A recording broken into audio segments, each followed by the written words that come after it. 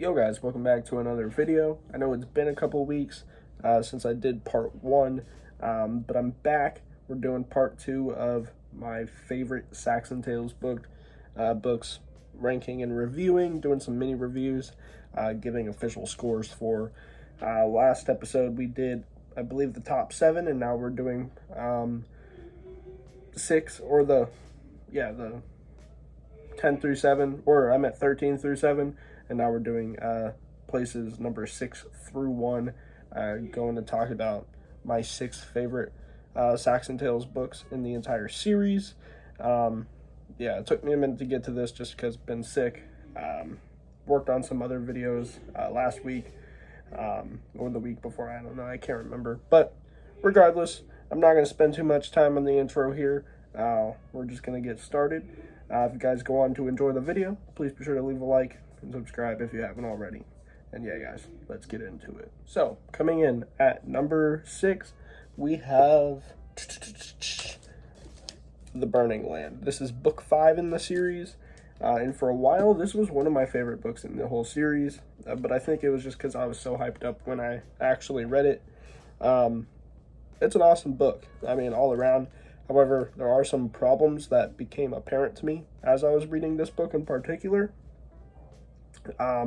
This book's heartbreaking, though. I'm gonna be real. In this one, we have some crazy stuff and a very important character death that happens, and it ruins Uhtred for this entire book. And I remember I had to take a break from reading this one in particular, because when that part happened, it ruined me. But what ensues is Uhtred on a rage-filled warpath, and it's really dope. We also get to see a little bit more of Edward in this book as well. He sort of is tasked to prove himself a little bit. I believe that's in this book, unless I'm thinking of Death of Kings. But I'm pretty sure it's in this one at the end where they have the battle at Beamfleet, or Benfleet, whatever, which is one of my favorite battles in the series. I think it's very unique because they have the whole part building up with slight foreshadowing in the beginning when Uhtred gets stung by the bee, and then at the end of the book they find a way to make beehive bombs and launch them over the walls to scatter the enemies and stuff and create chaos. That was cool. I mean, I just like that little detail. And of course we have a little bit of foreshadowing at the beginning. Of course, the crazy stuff that happens. They go off to fight some Frisian pirates at one point. This book is kind of all over the place, if I'm honest, but some really cool stuff happens. Uhtred is on the run from Alfred and the nobles of Wessex. He's a wanted man. He becomes an outlaw in this book. It's just all really interesting stuff. I really liked it. I forget his name. Bloodhair, the main villain of this book. He's all right. He's kind of underwhelming. If we talk about all of the villains in the series, there are definitely ones that overshadow him. But I mean, he was all right. He wasn't bad. He was a pretty good villain. But I think one of the highlights was Skade. She was disgusting. She was really the star of the show. She caused a lot of chaos, I'll say that. And I believe it was her that gets captured or taken to Brita, and Brita and her have a little thing because they're both witches. I hope I'm not getting confused with the show, because I know that does happen in the show in The Last Kingdom, and I've watched that somewhat recently, so hopefully my memory isn't getting confused. But if it is, disregard that. She was still crazy, and yeah, she's terrible, but in a good way. She's just a disgusting villain that I enjoyed reading about. All of the battles at the end of this book, and even in the middle of the book when they're racing across the plains against Bloodhair's army, and there's the marshes and stuff, and they're stuck on the hill or whatever. Overall, it's just a pretty great book. However, I will say that as I was reading through the series, it was in this book that I really started to notice the repetitive nature of the series. Now, I know I've talked about this before, but this series is very formulaic. Really, it's just, you know, Uhtred's kind of doing his own thing at the beginning. We get word of like this new villain that's in town, and then Uhtred's like, okay, let's go meet him. They meet him, and they're slowly hyping him up for the whole book, hyping up this new villain, and then they finally have the big battle at the end against like the villain of the week. You know, that's sort of what happens in every single book. It's a little bit different in like the first 3 books in particular, just because I think it's a little less predictable, because at that point you're not really, you know, it's a new series, you know, it's not very noticeable that this is going to be the pattern for the whole series.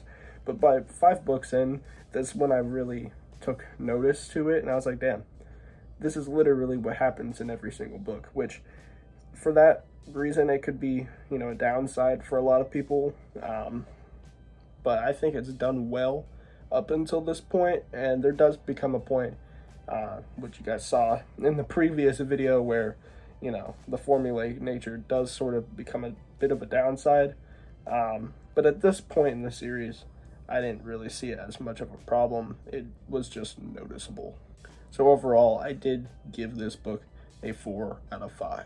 Now, coming in at number 4, we actually have, funny enough, or no, number 5, sorry.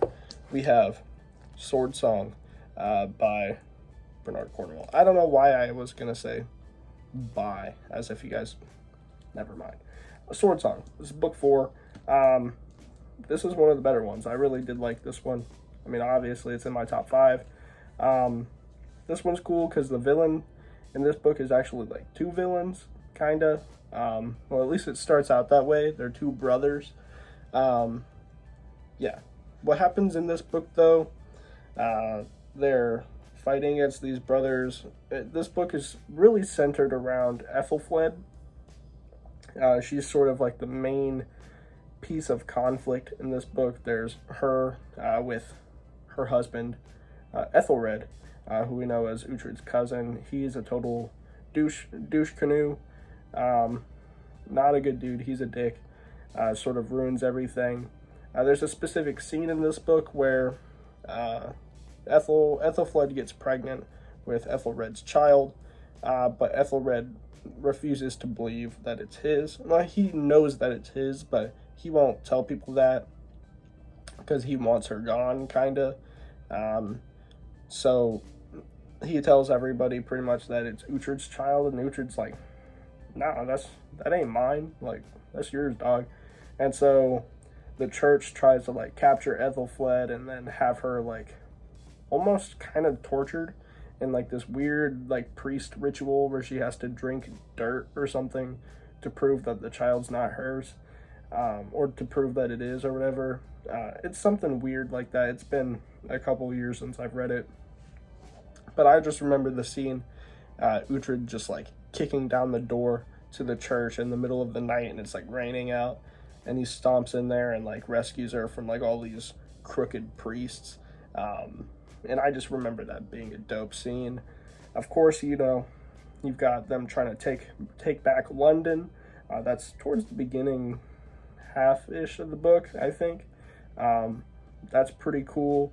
And of course, the last part of the book is almost like a bit of a heist, because they're trying to get Ethelfled out of captivity, because the 2 brothers capture her, because Ethelred made a blunder and she gets captured, and they're trying to escort like payment to like, you know, like a, what do you call it, a ransom. But then there's like this forbidden love element that's happening, and it's sort of a whole bunch of chaos at the end of the book, and it ends up being a bit tragic. But it's just an awesome scene, especially like the last, you know, portion of the book where that whole heist thing is happening. But for the most part, I mean, I'd say the scale of this book isn't as large as a lot of the other ones, because if I remember correctly, sort of is pretty self-contained to, you know, London and Wessex, because everything's just kind of happening in there. So I guess Wessex is a bit of a broad statement, but like the seat of Alfred, Winchester, I think he was at probably, and like Mercia, and it's pretty self-contained. So like I said, it's not as grand of a scale as the others in the series tend to be, but it was just really fun nonetheless. So I did end up giving it a 4.5 out of 5. Now, coming in at number 4, we're starting my 5 out of 5s for this series. This is a great book, in my opinion. Obviously one of the best. We have book 7, Pagan Lord. This is absolutely one of my favorites, just because, you know, when book 6 ends, it's definitely a great place to stop. I talked about this in the previous video, but between books 6 and 7, there's a little bit of a time skip. So when we pick back up in book 7, Uhtred is, I don't know, maybe 10 years older. So he's getting into, because before, you know, we follow Uhtred from when he's a kid until he's a young man, and he's built up some reputation up until he's like middle-aged-ish, kind of like, you know, an adult man. But then come book 7 and onwards, we follow Uhtred as he's a bit older, and he's getting to be, you know, an old man, an old warrior. So that's kind of like the second arc of Uhtred's life that starts in this book, which adds a bit of an interesting twist on things. But this one in particular was cool because we finish off what happens in book 6, because of course there's like this great, you know, Dane army that's been gathered by Canute, and book 6 kind of ends with him fending them off, but not really defeating them. And so there's like a solid 10 years of just an uneasy peace. We don't know, like, there's obviously something brewing in the background, but nothing overt has happened yet. But this is where all hell breaks loose, and at the end of the book, Uhtred has his final standoff against Canute, who is probably my favorite villain in the series. He's, you know, the most intimidating in my opinion. I've said this in the last video, but he reminds me of kind of like a Sephiroth like kind of character. That's what the way he's described in the books reminds me of Sephiroth from Final Fantasy. Not that I've played Final Fantasy, but based on what I know about him, just sort of like this cold and calculating character. He's quick. He's known for his long sword, named I Spite, which is dope. And this sort of starts a little bit of a, like, this light fantasy element that I like, where we're introduced to like these mystical swords, which are pretty cool. It's something that's just like a throwaway detail, but I eat that stuff up, you know. Mystical swords, that's, you know, it's nothing original, but just the idea of it, you know, being forged by some demon in the fires of hell or something, and each of them, they're like these rare swords that are scattered across wherever, the earth, I guess, but they each have like a symbol on them, like a brand that lets you know that it's crafted by the same demon or whatever. So I Spite is one of these, and he's sort of like the antithesis of Uhtred. So there's a bit of duality there, which I'm also a big fan of, that kind of good versus evil. Not that Uhtred's great and that Canute is completely evil, but there's just like that, they're very similar people, but they're, you know, the other side of the coin, you know what I mean?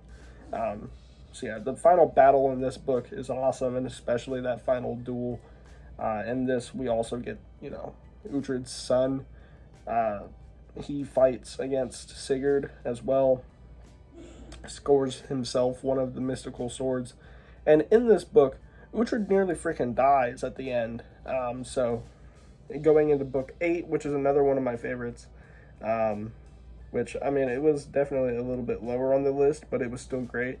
The whole hunt for like the mystical sword thing That doesn't happen in this book, but it gives purpose to that. So overall, it's just an awesome book, and based on its placement, one of the best, one of my favorites. All right, so moving on, we're finally in the top 3 books in the whole series. And if you guys have been paying attention, the top 3 books are the first 3 books in the series, but what order they're in is the question. So just before I get into the top 3, just know that all 3 of these books are almost equally as good. It's just kind of a preference thing. I go back and forth on the placement of this top 3 all the time. They're just each so good. They're very hard to rank, but this is what I'm going to be sticking with. And even before, when I was making this video, the placement of them looked a little bit different than what they are now as I'm recording. Like, I've changed it up a couple times at least, just going back and forth, but this is what I'm sticking with. So coming in at number 3, we have the first book in the series, The Last Kingdom. This book, I mean, to say the least, is very special to me. It was given, not this exact copy, but a copy was given to me by my dad. He was wanting me to read it when I was in middle school, and that's what really got me into adult fiction. If I hadn't read that, I probably wouldn't have read a lot of the stuff I'm into now, because I was still kind of in that, YA fantasy kind of deal. And then I read Saxon Tales, and it blew my mind because, it's definitely pretty mature, and I'd never really read something like that. I was exposed to something new, and to what books could be. And from here, I read stuff like Game of Thrones and, other stuff as well. But this is kind of what started that, and I always accredit my dad to getting me into this series in particular. As with like most things, my dad's just pretty cool. But yeah, this book series is just very special to me. It's my dad's favorite series, and something that we've bonded over the years. And just the timing of me reading this. I was in 7th grade in a new school, didn't really have any friends, and honestly, at that point in my life, don't think it could have gotten a whole much lower. I mean, I suppose it has, but it was definitely a low point in my life. It was right before COVID too, and I just remember reading that book, and it being a little bit difficult to read because there is so many like names and places that I was unaccustomed to, but I got the hang of it, and it told an awesome story. It was very much a coming of age story, as in this book we follow Uhtred from when he's like a little kid all the way into his early 20s. So everything about him, this is his origin story, and him becoming a warrior, and being a young buck with no renown yet. Like, it was a fresh slate, and it's just such an awesome story. It's a great origin. I love everything about this book, and depending on the day, this could be number 1 or number 2. Just based on where it's sitting right now, it's at number 3, but it could go any way, honestly. Just this one in particular. The Last Kingdom is an awesome book, and if you don't want to get into a 13-book series, fair enough. But at least do yourself a favor and read the first 3. If not, at least read The Last Kingdom, because it's such an awesome book.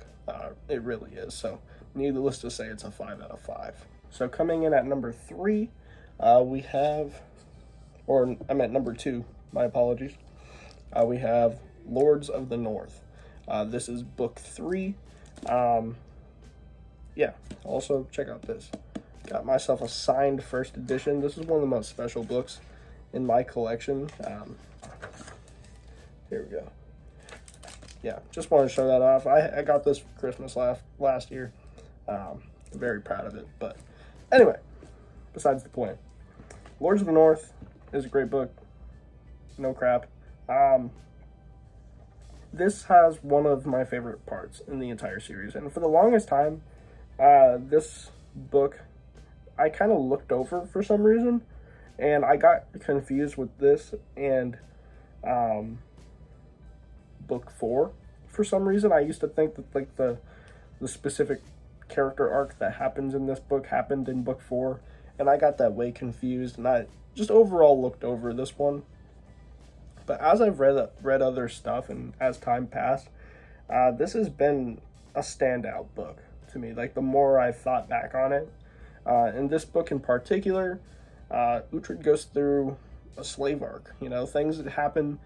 He meets, you know, there's a bit of like a forbidden love story here going on with Uhtred and Gisela, who is my favorite female character in the series. Like, at least my favorite female that's like a love interest of Uhtred, because God knows he goes through a lot of them throughout the entirety of the series, but she is my favorite, and she's obviously the one that had the most impact on Uhtred as a character. I mean, she's the mother of his children, and she's just, you know, she's described as easygoing and just almost like the perfect woman.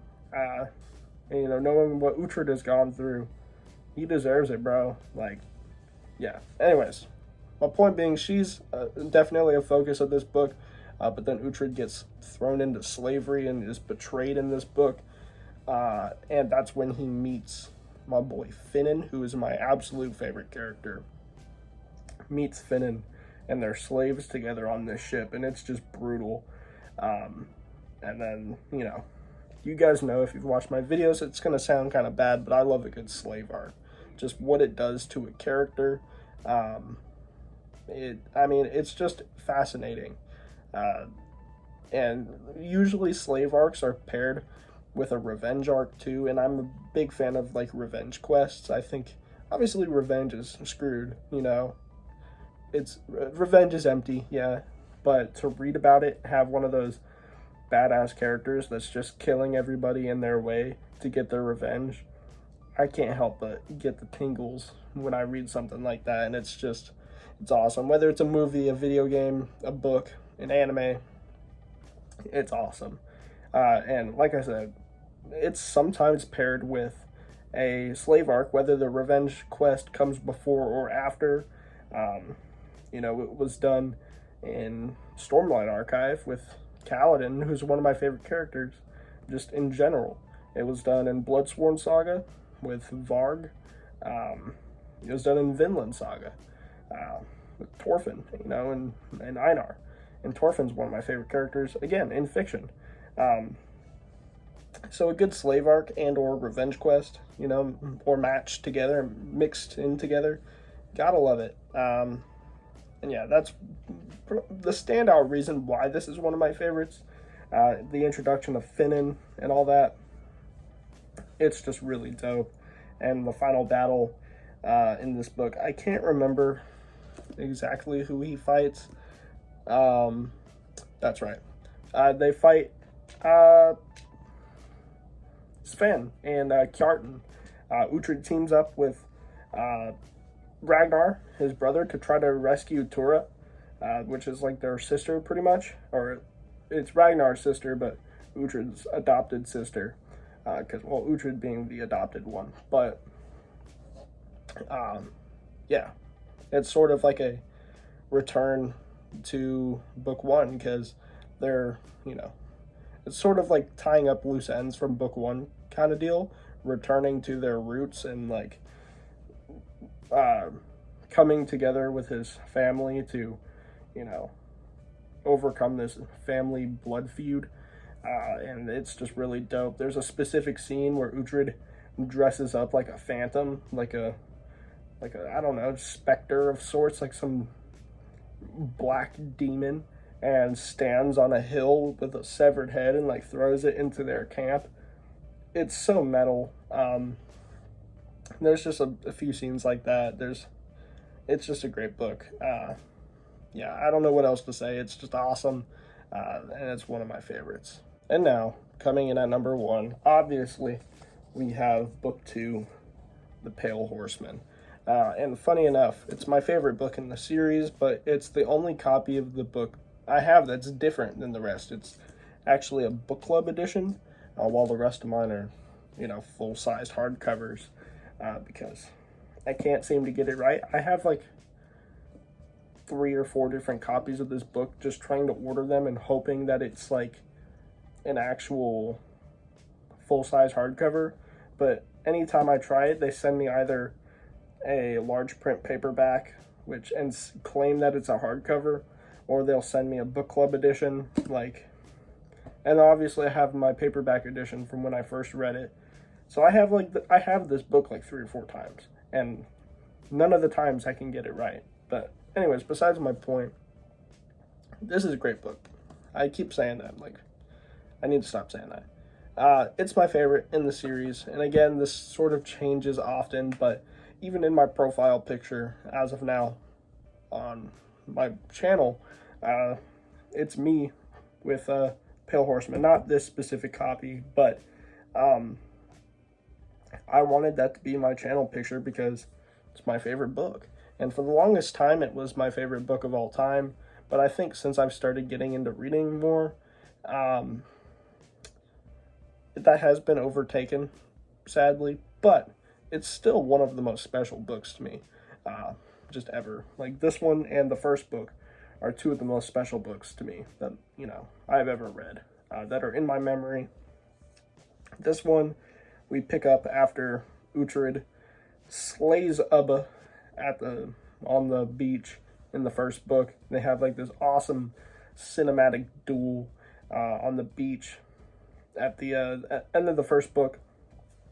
This one picks up, and it's interesting because nobody believes that Uhtred, again, this guy, this Viking with no renown, he's a young buck once again. Nobody believes that, he could have defeated the great Ubba. And so people are out there trying to claim that they actually killed him, but it was actually Uhtred.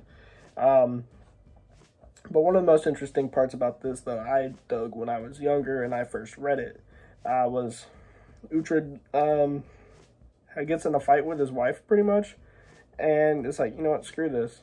And he dips out of there and is like, all right, he gets the boys together, and he's like, we're going to go Viking. We're going to go, I'm angry, let's get drunk and go mess some stuff up. And so they end up in like this Welsh kingdom, and they're basically like small cities because they're out there in the sticks and they call it a kingdom. And you got like these petty kings everywhere that don't even hold a candle to Alfred, But anyway, we meet Iseult, who's one of my favorite female characters behind Gisela. And Iseult is like this pagan witch. And she's really dope. There's a part in the book where she does like this weird magic to try to save one of Alfred's kids, where she gets naked and gets in a ditch and trades souls with another baby or something to revive him or some shit like that. Anyways, it's just really cool. It's weird, and again, that's the first time I was introduced to how this series implements those folklore and fantasy elements into the historical fiction, where it's did she actually perform magic, or is it just happenstance? Who knows? And that's sort of a running theme throughout the series that I really enjoy. And this is one of the first times that really happens, and it's actually super impactful. In this one, we also get introduced, I think we're introduced to not Leofric, although he is also important in this book, but Steapa. When Uhtred has to duel Steapa and almost dies, it's just really awesome. And then, of course, the Danes attacking Winchester with Guthrum's army, driving the whole kingdom, Alfred's Wessex and his, England, to the brink of destruction. Literally, the king is on the run. The king himself is an outlaw, pretty much, just hiding in the swamps with his family, slowly starving and dying of sickness. And they just toppled this kingdom pretty much, and they're literally in the gutter. And somehow they managed to bring up a ragtag army against Guthrum's great Dane army and managed to beat them in this awesome battle at the end. The Battle of Ethandun is probably my favorite battle in the entire series. It's just so grand in scale, and is one of the best described battles in the entire series, and it just feels hopeless, which is something that Cornwell is able to do to perfection, is make this dire situation with this grand outcome. It's just awesome. Svain of the White Horse is one of the most disgusting and dope villains in the whole series too. Just everything about this book is just so fantastic, and is a great follow-up to the perfection that is the first book, and of course gets is preceded by, is it preceded or succeeded? I guess, yeah, succeeded by Lords of the North, which is equally as banger. So this first 3 books are just banger, banger, banger. But this one, just because of it being one of the first that I read, I mean, obviously because it's book 2, but you guys know what I mean. It just stood out to me when I was younger, and it has stuck with me, and that is why it's my #1 favorite. So anyways, guys, that is going to about wrap up the video in this little mini series I've been doing. Did want to mention a cool little factoid here at the end. If I average out all of my scores for the entire series, for the series as a whole, it ends up getting a 3.9, which is honestly pretty fair. It's a 13-book series with some very high highs and some very low lows. So, I mean, it really does average out to about a 3.9. I mean, I think that that's pretty fair. You could even go a little bit lower, honestly, maybe a 3.7. I don't know, but somewhere in that range, high 3s definitely makes sense. So I just wanted to throw that out there. It might not be the best series of all time. I hype it up a lot, though, just because I have so much nostalgia for it. Yeah, I love the series, and it's very special to me. So yeah, guys, that's going to be about it, and I hope you guys enjoyed. I'll catch you guys in the next one.